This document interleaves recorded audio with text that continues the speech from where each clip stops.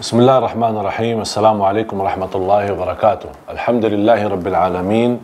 Asyhadu an la ilaha illallah wahdahu la syarika lah wa asyhadu anna Muhammadan abduhu wa rasuluh. Allahumma salli wa sallim wa barik ala sayyidina Muhammad wa ala alihi wa sahbihi ajma'in.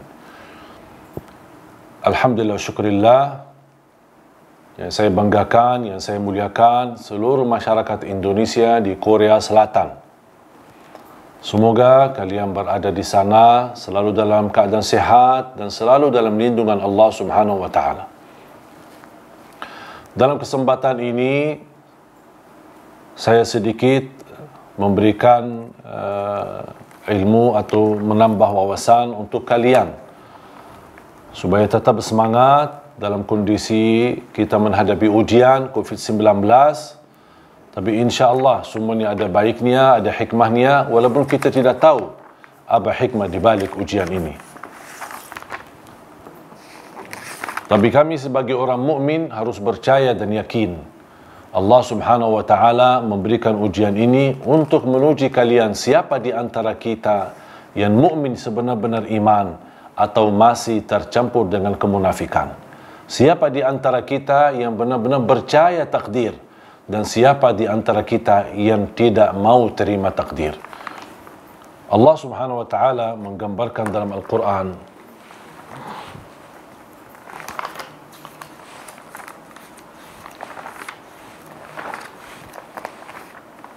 ayat 155, 156, 157. Sebagaimana Allah Subhanahu wa taala berfirman, بعد أعوذ بالله من الشيطان الرجيم ولنبلونكم بشيء من الخوف والجوع ونقص من الأموال والأنفس والثمرات وبشر الصابرين الذين إذا أصابتهم مصيبة قالوا إنا لله وإنا إليه راجعون أولئك عليهم صلوات من ربهم ورحمة وأولئك هم المهتدون صدق الله العظيم. Kalau kita perhatikan Suratul Baqarah ayat 155, bagaimana Allah SWT menggambarkan kondisi dan keadaan di saat ujian. Dan menurut saya di sini tergambar persis keadaan kita sekarang. Walanabluwannakum. Di sini Allah SWT memastikan kita semua akan diuji oleh Allah SWT. Bagi hamba, sebagai manusia, sebagai makhluk Allah Subhanahu wa taala, sebagai orang-orang yang selalu patuh kepada aturan Allah Subhanahu wa taala, kita pasti diuji. Artinya selama kita masih hidup di dunia, jangan harap hidup senang terus. Hari ini senang, besok susah. Hari ini sehat, besok sakit. Hari ini kaya, besok miskin. Semua akan berubah, tidak ada keadaan yang kekal. Semuanya akan berubah. Dan nikmat pun tidak dijamin kekal. Contoh, kemarin kita nikmat saja. Pulang pergi, anda semua, sahabat-sahabatku, masyarakat Indonesia yang di Korea Selatan, pasti sebelum corona ini beraktivitas biasa-biasa aja.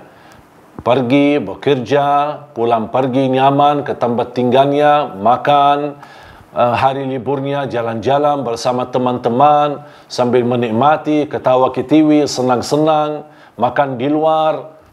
Tapi coba bayangkan, selama ini aktivitas kita ternyata nikmat. Pulang pergi nikmat, bekerja nikmat, kita hari libur nikmat, jalan-jalan bersama teman-teman merupakan nikmat. Kita bisa makan bersama teman-teman hari libur kita di luar, itu nikmat.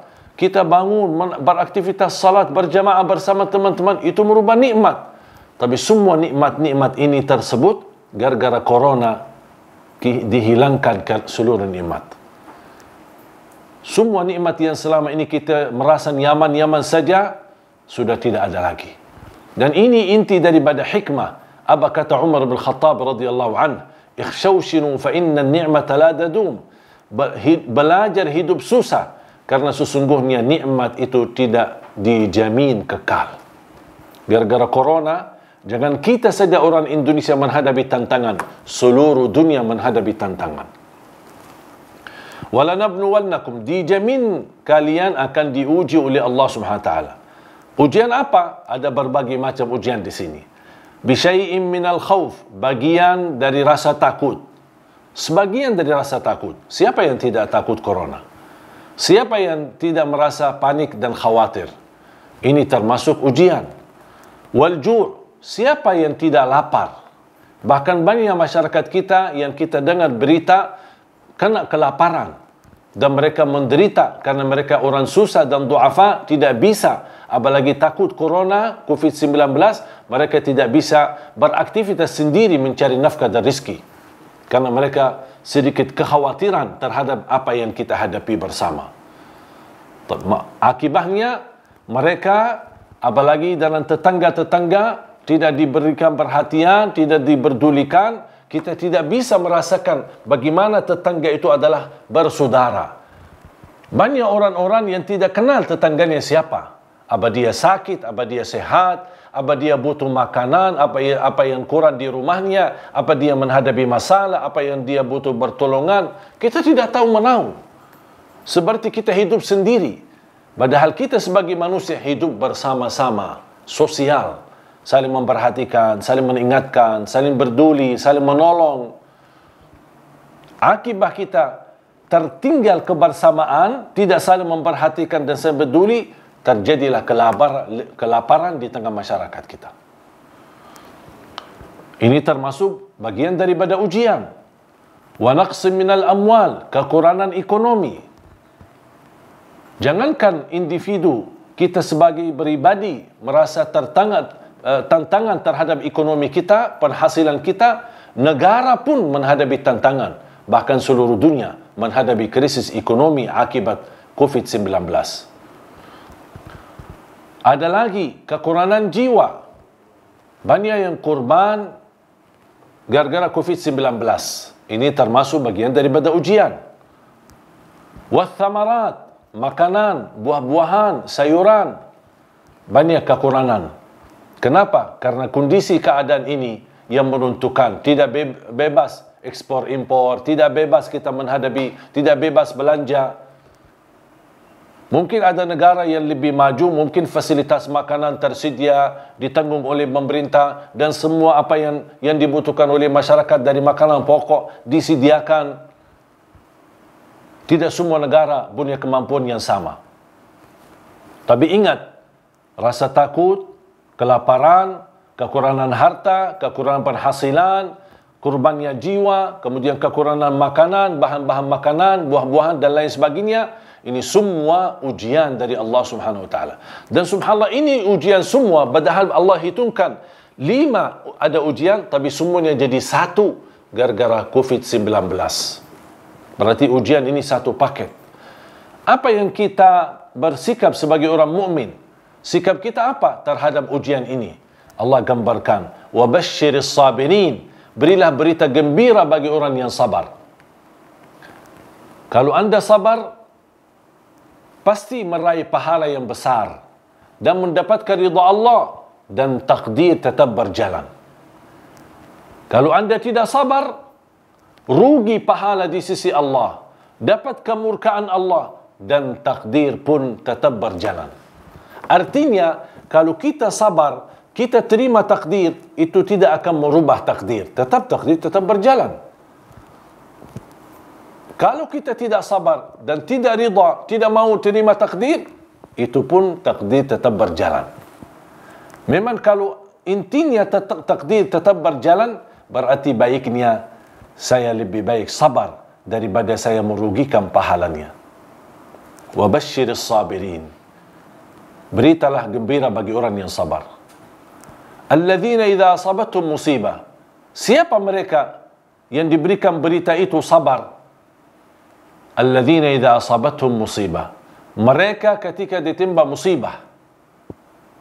Saya rasa kali ini belum ada musibah lebih besar daripada COVID-19.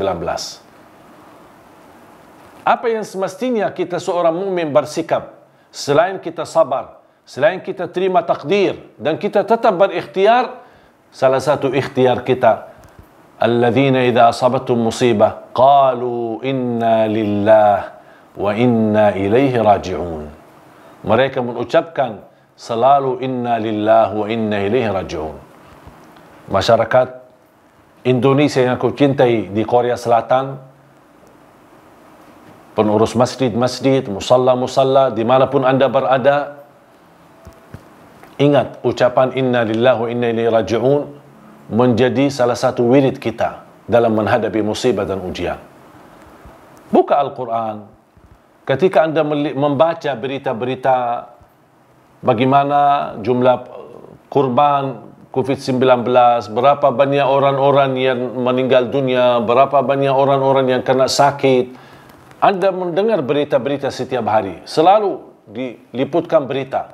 Begitu anda membaca, merasa gelisah hatinya, panik dan khawatir, anda jangan lupa ucapkan inna lillah wa inna ilaihi raji'un.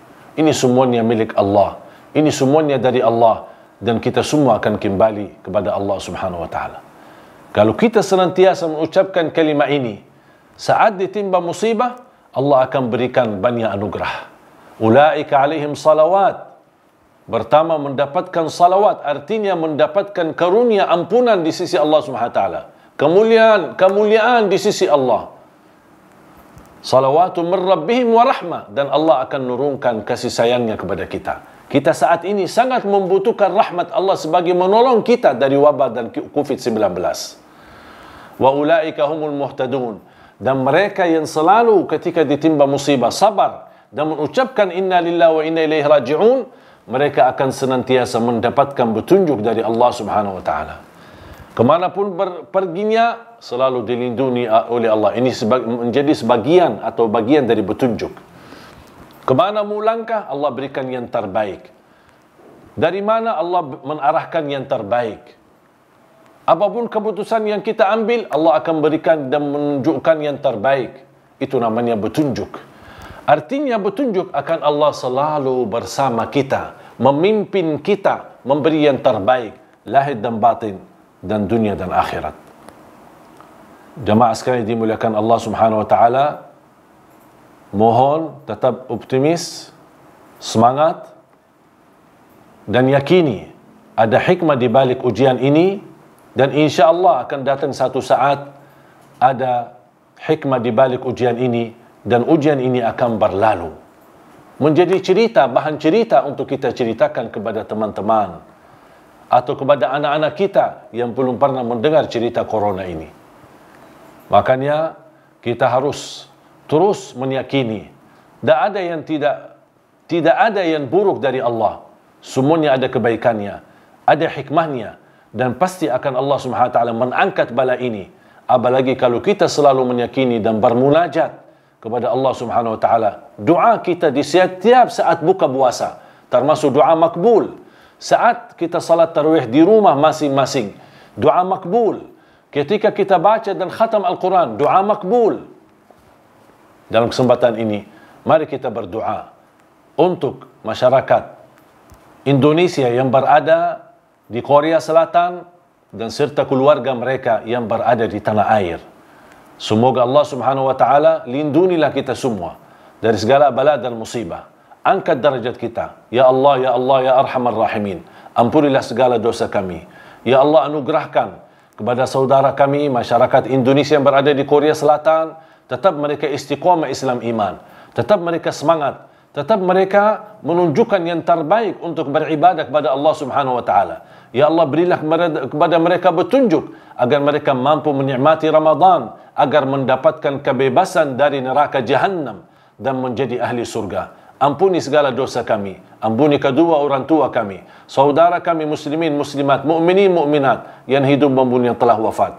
Ya Allah, kami mohon kun fayakun, segerakan terangkat bala ini, kekepergian bala ini ya Rabbal Alamin. Rabbana atina fid dunya hasanah wa fil akhirati hasanah wa qina adzaban nar. Wa sallallahu ala sayyidina wa nabiyina Muhammad wa ala alihi wa sahbihi wa baraka wa sallam. Walhamdulillahi rabbil alamin. آخر الكلام سبحانك اللهم وبحمدك أشهد أن لا إله إلا أنت Astaghfiruka wa atubu ilaik. Wassalamualaikum warahmatullahi wabarakatuh.